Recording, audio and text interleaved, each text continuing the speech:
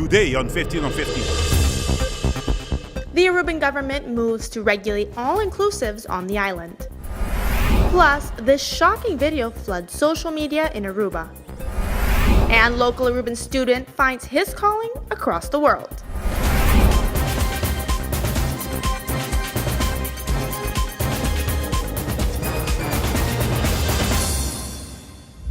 Thank you for joining us on another edition of 15 on 15 right here on Channel 15 TV with Daniela Piazzi. Let's get started with our latest local news topics. This week, the Ministry of Tourism announced that they will be drafting a legislation for Parliament to change the way hotels are licensed and regulate the activities of inclusive resorts and packages on the island. Minister Otmar Oduber has clarified that this motion will be for the greater good of the Aruban community and for the touristic future of Aruba. But the Hotel Association, AHATA, has not taken the news too well. This week, the Ministry of Tourism announced that they are hoping for a change within the Aruban hotel industry, specifically when it comes to all-inclusives. Since Aruba depends mainly on economic growth from its tourism market, strategies must be carefully analyzed when focusing on the island's future. The country's profit is measured by the amount of money spent on the island by each visitor, or as it is commonly referred to as tourism receipts. The government states that the direct income for an area is the amount of tourist expenditures that remains locally after taxes, profits, and wages are paid outside of the area and after imports are purchased. These subtracted amounts are called leakage. In most all-inclusive packages tours, about 80% of travelers' expenditures go to the airlines, hotels, and other international companies, and not to the local businesses or workers. And of each $100 spent on a vacation tour by a tourist from a developed country, only around $5 actually stays in the developing country destination economy. With this law, the Minister of Tourism hopes to set a maximum of all-inclusive available packages to 40% of the total tourism market. This rate is currently at 32%. However, the Aruba Hotel and Tourism Association, in representation of 90 members, voiced their opinion today. In fact, opposition to this issue, stating that Aruba's success has been built upon the ability of our hotels to quickly respond to the ever-changing market conditions. Given that more and more of our visitors are asking for some form of all-inclusive packages, and given that worldwide more and more hotel chains are responding to this demand by adding high-end, upscale, 5-star all-inclusive properties. The last thing that they think they need is for Aruba to be left behind, especially with Cuba opening. He himself states that their main concern is that as a marketplace evolves, visitors will choose alternative destinations if Aruba cannot offer all-inclusive packages. The owner of the hotels have expressed great concern of the impact of this proposed legislation on the long-term viability of their business.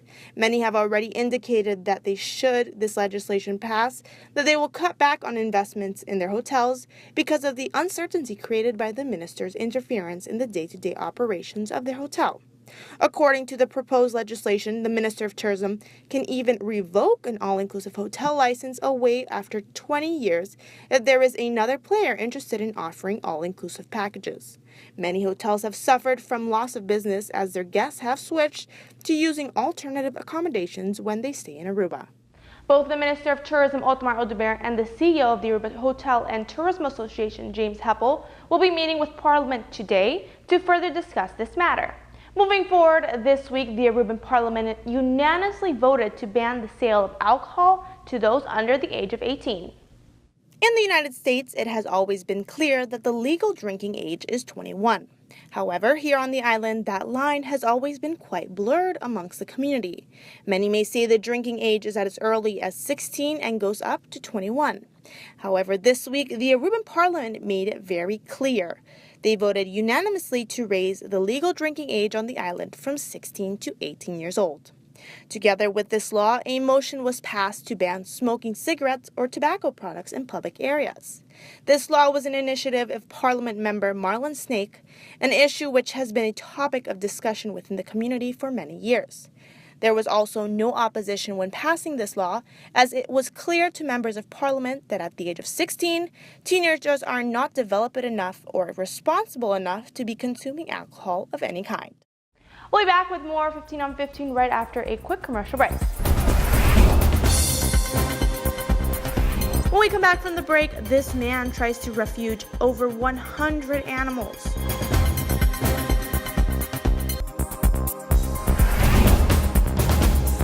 Thank you for staying with us right here on Channel 15 ATV. First of all, I would like to warn all of my viewers that the following images are quite graphic.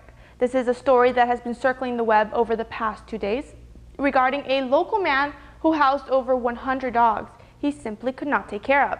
This resulted in many dead and sick pets. Upon hearing of the situation, the Aruban Police Force immediately took action on the situation, which clearly had been going on for way too long. On Tuesday afternoon, the Aruban Police Department was notified of a truly shocking and unhygienic situation in the Tanki Flip area.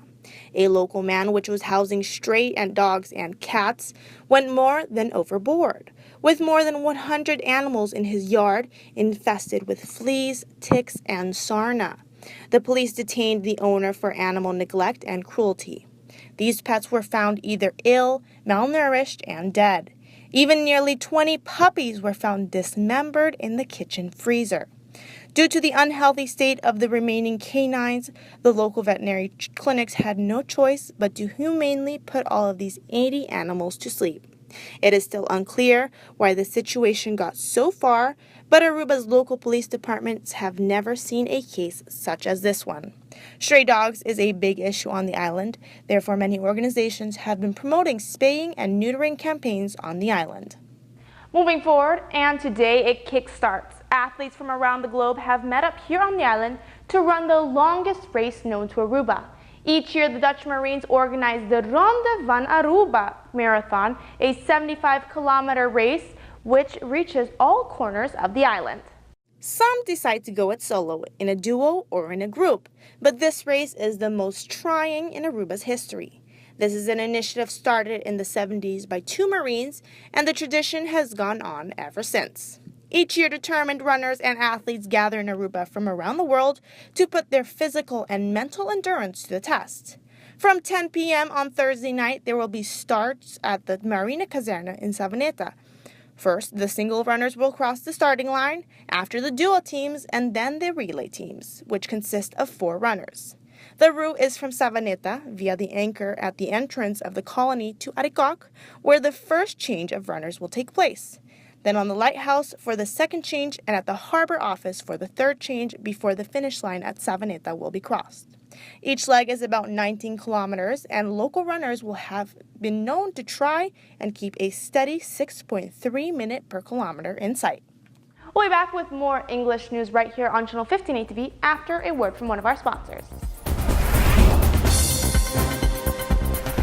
After the break, we've got an update on TJ Fado's South African adventure.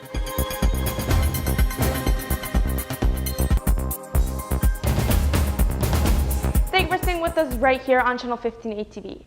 We are quite committed here on 15 on 15 to showcasing Aruba's young talent. A journey that we have been following closely from the beginning of 2016 is the one of TJ Faro, a third-year University of Aruba student who decided to take his internship to the next level by traveling to South Africa. During his past 3 months there, he has fallen head over heels for the country, and during a meeting with 15 on 15 correspondent Dorshan Salmon, we got the opportunity to catch up with TJ on his new South African lifestyle. Check it out. How are you? How's it going? We haven't seen you in a little bit. We miss you on the show. Well, I just did the carpool interview with Gian, and it's supposed to be airing pretty soon. And it went really well. I mean, everybody, the energy went well, and so far it's going well. Great. I even have that here on... Oh, look who's calling. Oh. Let's see how he's doing. TJ. TJ. Hey, TJ. Hey, TJ. Hello. Let me put you on the big screen. All the way from Aruba to South Africa. How are you doing? How's it going? Going great. How you guys doing? Great, Fantastic. great. So last we heard you moved to South Africa to do your internship there. Tell us a little bit about how the big move has been and how the adaptation has been to South Africa. Well, it's going really good. It's going like amazing because to adapt here wasn't that hard. I mean, first time living on my own also, so it was kind of a new, different experience, but It's going amazing. I mean, I cannot complain. Like, best experience of my life for sure. South Africa has quite a variety of landscapes. But I mean, you people posted here. a lot of pictures of the ocean, of the beautiful landscapes. It's quite incredible to see every day. Yeah, exactly. When I arrived here, it was like it was in summer when I arrived here, but now it's actually winter here, so it's it's the other way around here. So now it's cold and it's raining, it's cloudy every day, but the waves are good, so that's good. So how did Johnson's and Johnson's actually accepted you when you arrived in South Africa? Oh well, the welcome was amazing. I went with the lady that arranged everything for me, and I had like a introduction week, so I just went, and the first day I just talked with everybody, met everybody, so that was chill. And then the week after that, I started actually working, and yeah, that went pretty nice also. I mean, everyone at the company is so nice, and everyone at South Africa is also really nice. Well, that's yeah, wonderful. then How about the expectation versus the reality of South Africa? You see a lot of nature, you see a lot of animals, and it actually is like that also, because there's like, when you see Table Mountain in the back there, like right under Table Mountain, there's a couple of zebras also just walking around. So it's actually like you expect to have animals around. So the expectation didn't disappoint me. And coming back to Aruba, what do you think you'll be able to bring back to the urban community from your new knowledge of South Africa and of the company? If I come back. You sure will do come back. No, just kidding. No, being at this internship, I'm actually on all the financial things that you learn in school that are only theory, and now you learn the practical part of it. And I mean, from such a big company perspective, I mean, Johnson & Johnson is like in the top big companies of the world. You learn so much things, and so much things are always happening. And I mean, all that hype, all that pressure, everything, I'm for sure, like 100% sure that I can bring back that to Aruba. Just like bring a new culture in the business area, like a culture of constantly working. Sometimes. How would you encourage the youths of Aruba? How would you encourage them to start a journey like yours? What would you say to them? And it sounds like you love South Africa, so how about a shout out for Arubans who would like to study in South Africa or go on a trip? Oh, yeah. I think you should just do it. Just do it seriously. Don't even doubt it for 1 second. I mean, it costs a lot of money, but in the end, it's not even about the money, because the experience you gain here, it's out of this world. Thank you so much for watching. These were your local news updates and trending Aruba topics. Be sure to like our 15 on 15 Facebook and Instagram page for all of your latest news updates. Also, don't forget to tune back in tomorrow night at 7:15 p.m. for more 15 on 15 right here on Channel 15 TV. See ya then.